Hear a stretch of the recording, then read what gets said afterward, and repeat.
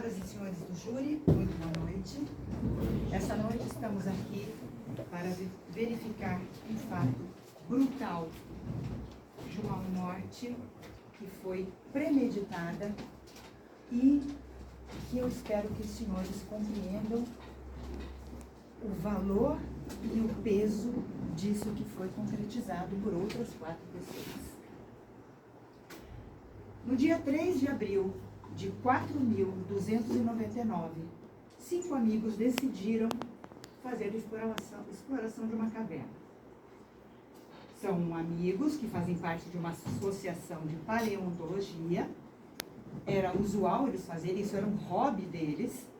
Foi uma escolha de ambos fazerem esse passeio e essa exploração. Mas o inevitável aconteceu. Um deslizamento de terra bloqueia a entrada da caverna e, apesar de todos os esforços de pessoas de fora e do grupo da Associação de Paleontologia, isso foi se arrastando ao longo de dias. Foi montado um acampamento, chamado geólogos, engenheiros, trabalhadores para ajudarem a abrir, mas isso não estava resolvido.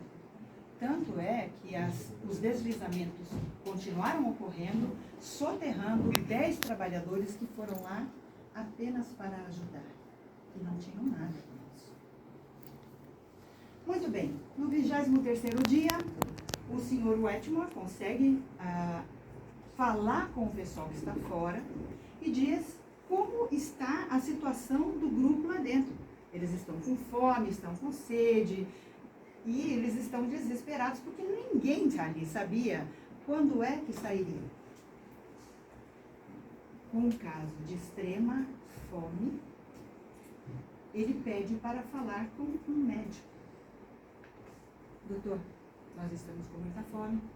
Qual a possibilidade? Nós estamos já provavelmente há poucos dias, porque com certeza tinham levado algumas provisões, mas não para tantos dias. Para um dia de caminhada. Doutor, nós estamos aqui sem mantimento, nós estamos sem provisões, nós estamos exauridos pela fome e nós precisamos de ajuda. Então, nós gostaríamos de ouvir a sua opinião.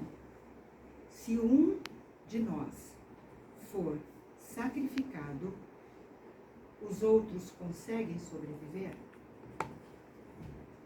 Imaginem, senhoras e senhores, para um médico fazer uma afirmação de tamanha magnitude. Porque não era só a questão da alimentação ali, era o sacrifício que seria feito. Muito bem, o médico diz que sim. Se vocês fizerem isso, outros 4 sobreviverão. Nós não sabemos por quanto tempo, né?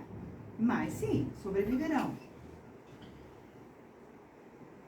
A ideia, segundo os acusados, partiu do senhor Wetmore, que estava com um par de dados e falaram que iam tirar na sorte quem seria o sacrificado. Só que, de último momento, o senhor Wetmore, que foi quem teve a ideia, desistiu, porque ele reconheceu a desumanidade da ação, a crueldade. E ele disse: eu não vou ter coragem de fazer isso com ninguém. Eu prefiro morrer de fome do que ter que assassinar alguém, que matar alguém. Só que os amigos, pelo menos é o que os réus afirmam, os amigos tiraram os dados e o escolhido foi quem? Imagine, o senhor Wetmore. Quem prova? Quem prova? E aí, os 4 acusados fazem deliberadamente o assassinato, cometem um assassinato.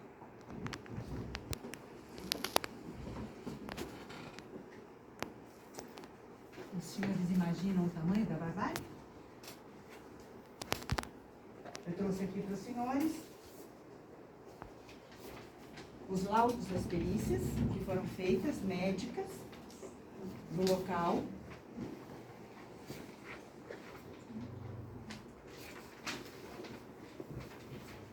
Eu espero que os senhores analisem o estado das vítimas depois de saírem, o estado da caverna como estava, quando o perito entrou, e também o laudo médico da situação do cadáver encontrado. Mas alguém quer? Sim, já conhecimento da questão da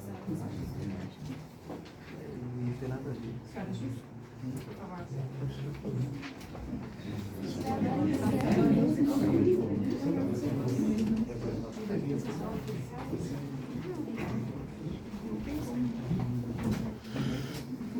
E agora eu quero que os senhores se deparem com a barbárie, porque aqui eu tenho fotos do corpo, aonde mostra de que maneira ele foi assassinado. São as, eu vou passar para os senhores.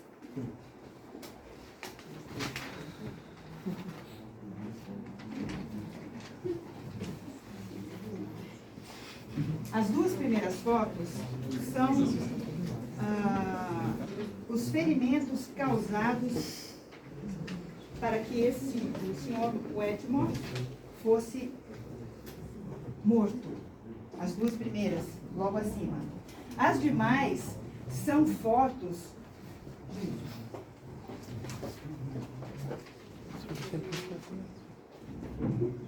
A defesa quer? Por favor. Era foto.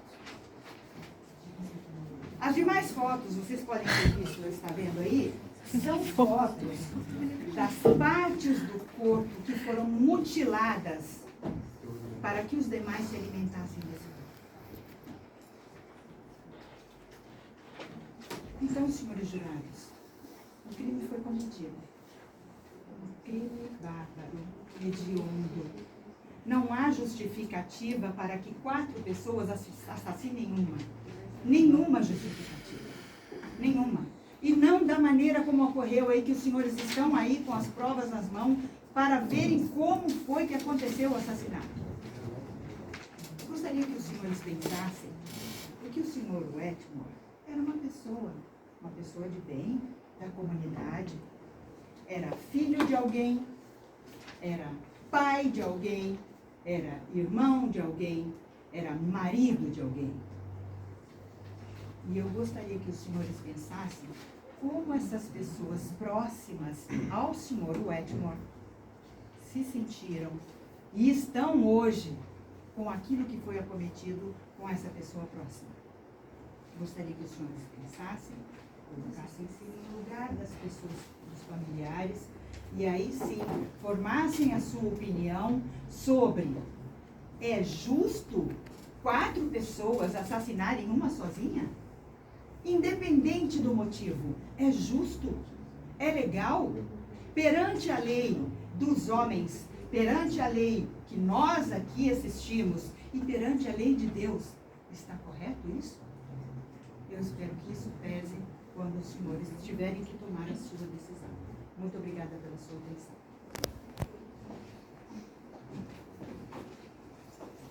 Sua explanação, bem colocados os fatos, né? Nós vamos tentar também, dentro do tempo que nós temos aqui, expor os nossos, aquilo que nós pretendemos em termos de fundamentos legais, de parte ética, moral, né? Para tentar validar esse caso grave, né?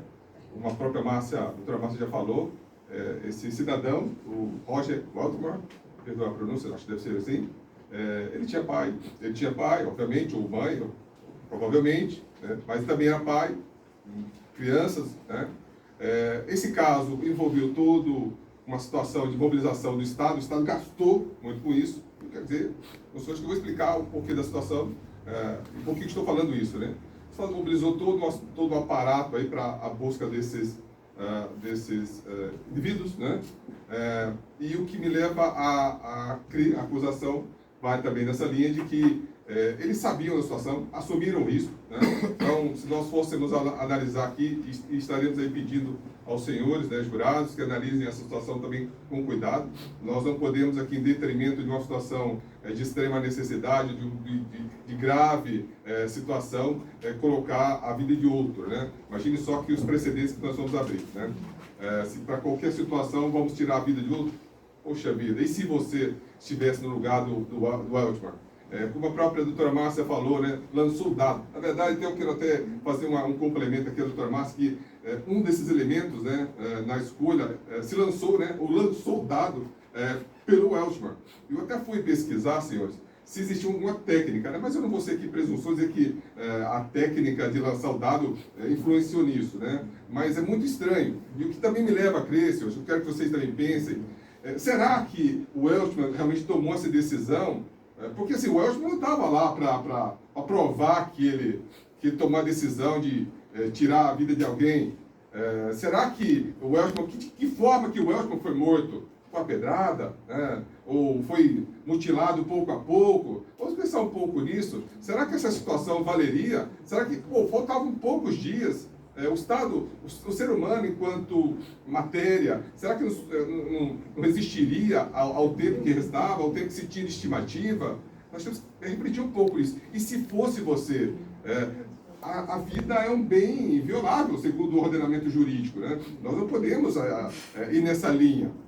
Então, senhores, pensem que eles entraram, assumiram o risco. E outra, se você analisar, eu pediria depois que a doutora Vitória lesse ali alguns trechos do que a gente entendeu do laudo, eles eram amadores, assumiram o risco, o que prova o seguinte: nós temos 3 indícios que precisamos analisar: imprudência, imperícia e negligência. Entraram dentro lá, fizeram mobilizar um aparato estatal enorme, comprometeram outras vidas, 10 vidas, senhores. 10 vidas. Defesa, eu quero ver como é que vocês vão argumentar aqui, defesa. Porque foram 10 vidas que morreram tentando socorrer 4 indivíduos, corrijo aí, que entraram lá de forma negligente, com imperícia, né? Imprudência. E, senhores, o que vocês me dizem disso? Outra coisa que comprova também, sequer a associação deles eles avisaram. Porque no laudo diz assim, parece que... E aí nós estamos aqui numa tradução literal, doutora Excelência. Parece, deixa uma dúvida. Poxa, mas eles não tinham que avisar? Eu sumo assim, de repente, quer dizer, ainda faço o Estado gastar mais ainda? Eu não estou olhando, porque o Estado é dever do Estado também cuidar do cidadão. Mas também é dever do Estado punir quem não cumpre com os seus deveres e direitos também.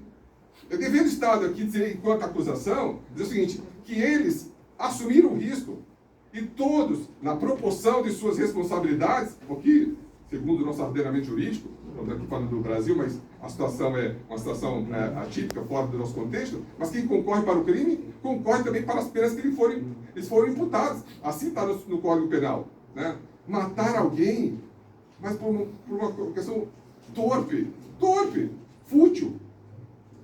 Então, gente, eu queria que vocês, senhores, refletissem nisso. Eu pediria, João, que faça uma pergunta aí, João, que a gente reservou aqui para a defesa.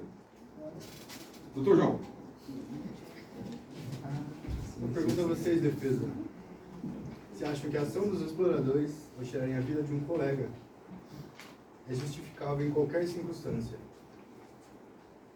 Reflita, não precisa responder. A pergunta também vai para o jurado. Quero fazer mais uma... Permita aqui, doutor. Para ser mais breve aqui. O fato de estarem presos e desesperados na caverna legitima o ato de canibalismo, de homicídio? Reflitam isso. Imagine só se fosse você. Você não se daria a chance. A vida é um bem precioso. Olha, eu usei bem precioso. Eu não vou entrar numa questão religiosa aqui, porque aí nós vamos extrapolar aqui. Mas eu, como sou cristão, me permita que excelência, mas como eu sou cristão, eu acredito que a vida cabe a Deus tirar, porque é Ele quem dá. Então cabe a Ele tirar. Nessa situação não caberia ao meu indivíduo, uma situação extrema, mas só deu uma tempestade, opa, estou com medo, vou tirar a vida. Opa, tem uma enchente, vou tirar a vida. Eu tenho que ser um pouco razoável nesse sentido. E até o fim. E outra, excelência, nós aqui temos também, estudando, temos um caso, né, para os júris aqui, excelência, tomarem ciência, temos um caso, como jurisprudência aqui, de que deu, o tribunal rejeitou a tese da defesa. Eu certamente a defesa, que já vou adiantar, a defesa vai jogar aqui com estado de necessidade. Ora, é muito fácil falar isso, assim. Certamente a defesa, eu vou dar um spoiler aqui da defesa. A defesa vai dizer assim, mas eles estavam em outra situação. Ora, eles estavam na Terra, eles não estavam em Marte, não. Eles estavam na Terra. Nós temos que fazer cumprir a lei, para que não haja outros precedentes. Eu vou deixar espaço agora para os outros doutores que quiserem falar. Talvez tenha falado demais aqui. Alguém quer falar? Sim, doutora Heloísa. Antes deles recorrerem ao canibalismo, Por favor, doutora, eles em pé. poderiam Em pé, doutora. opções. Respeita a excelência. Antes deles recorrerem ao canibalismo, eles também deveriam ter explorado outras opções. Procurar uma saída, por mais também que fosse na Terra, também tem a opção de ter insetos, querendo ou não, é nojento, mas é melhor do que fazer o canibalismo. Então, ao invés de eles já irem a praticar o ato, eles poderiam ter procurado outras formas. Outra coisa. Obrigado, doutora. Escolha deliberada. Eles tomaram uma escolha deliberada. E quem toma a escolha deliberada, permita aqui, senhores. O que é escolha deliberada? Ato de cometer homicídio, mesmo em circunstâncias extremas, reflete uma decisão consciente e intencional dos exploradores, que não pode ser justificado pela situação desesperadora em que se encontravam. Ora, eles não tomaram a decisão assim, eles sabiam. Não sabiam só da situação, eles sabiam o que queriam fazer, claro. Foi intencional. O que remete ao lado torpe e fútil da situação.